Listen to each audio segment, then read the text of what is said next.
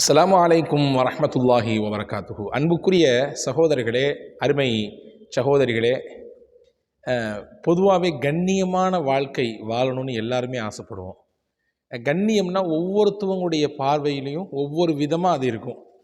கண்ணியம்னா நல்ல ஒரு luxury life அப்படின்னு சில பேர் நினச்சிக்கலாம். இன்னும் சில பேர் நமக்கு நினச்சதெல்லாம் கிடச்சிடணும், சமுதாயத்தில் ஒரு அங்கீகாரம் பெற்ற ஒரு நிலையில் இருக்கணும் அப்படின்னு சில பேர் நினச்சிக்கலாம். நல்ல படிப்பு சில பேர், சிலருடைய சிந்தனையில் நல்ல உத்தியோகம், நல்ல பதவி, நம்ம ஊருக்கு போனால் எல்லாரும் பார்க்குற அளவுக்கு உண்டான ஒரு நிலையில் இருக்கணும். இப்படி பலதரப்பட்ட சிந்தனையில் பலதரப்பட்ட தோற்றங்கள் வளரலாம். ஆனால் உண்மையிலேயே கண்ணியமான வாழ்க்கை என்ன தெரியுங்களா?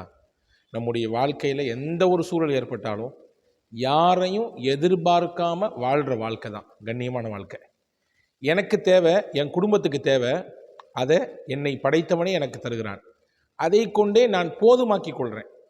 பிறர்கிட்ட போய் நான் கையேந்தலை, என் கஷ்டத்தை சொல்லி எனக்கு ஹெல்ப் பண்ணுங்கன்னு கேட்கல, அல்லது ஒருத்தவங்களை எதிர்பார்த்து தான் என்னுடைய லைஃப் நடக்கணும் அப்படின்ற மாதிரி ஒரு சூழலை நான் ஏற்படுத்திக்கல. இதுதான் கண்ணியமான வாழ்க்கை. இது ஒவ்வொருத்தரும் கேட்கணும். நபிகள் ஸல்லல்லாஹு அலைஹி வஸல்லம் கேட்டிருக்காங்க, அல்லாஹும்ம இன்னி அஸ்அலுக்க, யா அல்லாஹ் உன்னிடத்தில் கேட்கிறேன், ஃபேரல் ஹைராத் நல்ல விஷயங்கள் செய்ய கேட்கிறேன், தற்கல் முன்கராத் தீயதை தடுக்க, தீயதை இருந்து தவிர்ந்து வாழ கேட்கிறேன். இப்படி நிறைய விஷயம் கேட்டிருக்காங்க இல்லையா? அதே மாதிரி ரசூலுல்லாஹ் கேட்ட முக்கியமான பிரார்த்தனைகளில் ஒன்று, வஅக்னினா பிஃபضலிக அம்மன் சிவாக், உன்னன்றி வேறு யாரிடத்திலும் நான் தேவையாகாமல் வாழ வேண்டும்.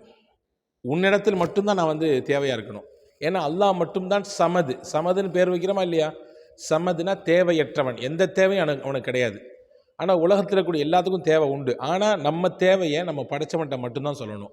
அதை தாண்டி வேறு இடத்துலையும் சொல்லக்கூடிய ஒரு சூழல் எனக்கு உருவாகக்கூடாது அப்படின்ற சூழலாக கேட்டிருக்காங்க. அப்போ எல்லாருமே இந்த விஷயத்தில் நம்ம கவனத்தோடு இருக்கணும். அதுக்காக வேண்டி எல்லா இடத்துல கேட்கணும். தமிழில் சொல்லுவாங்க தெரியுங்களா, கொடுக்குற தெய்வம் கூரையை பிச்சுக்கிட்டு கொடுக்குன்னு சொல்லுவாங்க.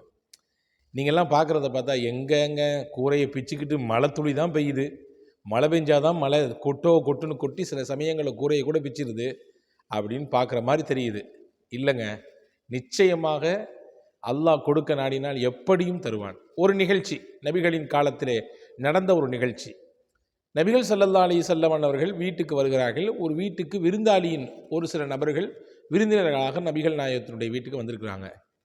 இப்போ நபி ஸல்லல்லாஹு அலைஹி வஸல்லம் அவர்கள் வீட்டுக்குள்ளே தன்னுடைய துணைவியார்கிட்ட கேட்குறாங்க, ஏதாவது இருக்கா? நம்ம வீட்டுக்கு விருந்தினர்கள் வந்திருக்கிறாங்க. விருந்தினர்கள் என்பவர்கள் அல்லாஹுவின் அருளை கொண்டு வருபவர்கள். எனவே அவங்க வர்றதை பிரியப்படணும். வந்துட்டாங்களே அப்படின்னு சொல்லி கையை பிணையக்கூடாது. வந்தால் அவங்களோடு சேர்த்து அல்லாஹ்வின் அருளும் நமக்கு வருது. அந்த புரிதல் ஒவ்வொரு முஸ்லீமுக்கும் வேணும். மட்டுமில்லை, ரசூலுல்லாஹ் சொன்னாங்க, அவங்க வரும் பொழுது அவங்களுக்கான ரிசுக்கையும் கொண்டு வராங்க, உங்களுக்கான ரிசுக்கையும் அவங்க தான் சேர்த்து கொண்டு வராங்க. எவ்வளோ அற்புதமான வார்த்தை பாருங்கள். அப்போ ரசூலுல்லாஹ் கேட்குறாங்க, வீட்டில் துணையார்கிட்ட ஏதாவது இருக்குதான்னு கேட்குறாங்க. மா இந்த ஷை, எதுவுமே இல்லையே, வீட்டில் கொடுக்குற மாதிரி எதுவுமே இல்லையே. அப்போது ஒரு அழகான ஒரு துவா ஓதுனாங்க.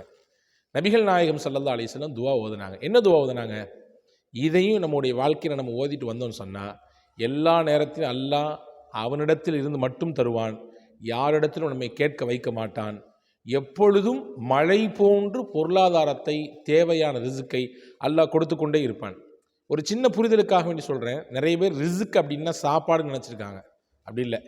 ரிசுக் அப்படின்னா வாழ்க்கைக்கு தேவையான எல்லாமுமே ரிசுக் தான். தமிழில் சொல்வதானால் வாழ்வாதாரம் சொல்லுவாங்க. வாழ்க்கைக்கு எதுவெல்லாம் மூலாதாரமாக இருக்குதோ எல்லாமே ரிசுக்கு தான். அப்போ அந்த ரிசுக்கை அல்லாஹ் மழை போன்று கொற்றுவான். நபிகள் நாயகம் ஸல்லல்லாஹு அலைஹி வஸல்லம் கற்று தந்த ஒரு அற்புதமான துவா. நபிகள் உடனே அந்த இடத்துலேருந்து ஓதுறாங்க. வீட்டில் எதுவுமே இல்லை அப்படின்னு சொன்ன உடனே நபிகள் ஓதுனாங்க, அல்லாஹும்ம இன்னி அஸ்அலுக மின் ஃபضலிக வ ரஹ்மதிக லா யம்லிகுஹா ذلك இல்லா அன்த.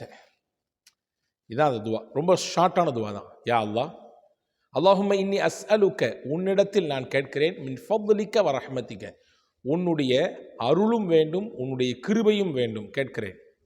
லா யம்லிகுஹா ذلك இல்லா அன்த, இந்த அருளுக்கும் கிருபைக்கும் உன்னை தவிர வேறு யாரும் சொந்தம் கொண்டாட முடியாது. நீ தான் அதற்கு சொந்தக்காரன். எனவே அதை எனக்கு கொடு என்று கேட்டார்கள். கேட்ட அடுத்த நிமிஷம் வீட்டு வாசல் தட்டப்படுது. நபி ஸல்லல்லாஹு அலைஹி வஸல்லம் வீட்டு வாசல் போய் திறக்கிறாங்க.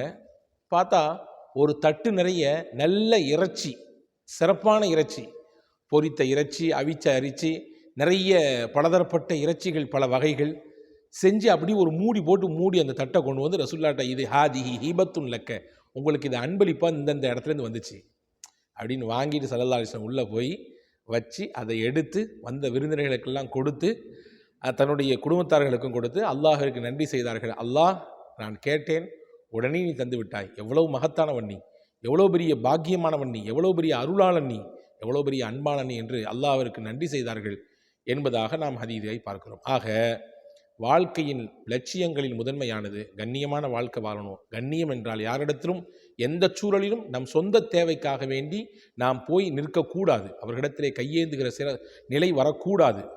அந்த கண்ணியமான வாழ்க்கையை பெறுவதற்கும் மழை போன்று ரிஸ்க் நம்மை வந்தடைவதற்கும் கொட்டென்று கொட்டுவதற்கும் நாம் மேலே சொன்ன அந்த துவாவை கவனத்தில் கொள்ளுங்கள்.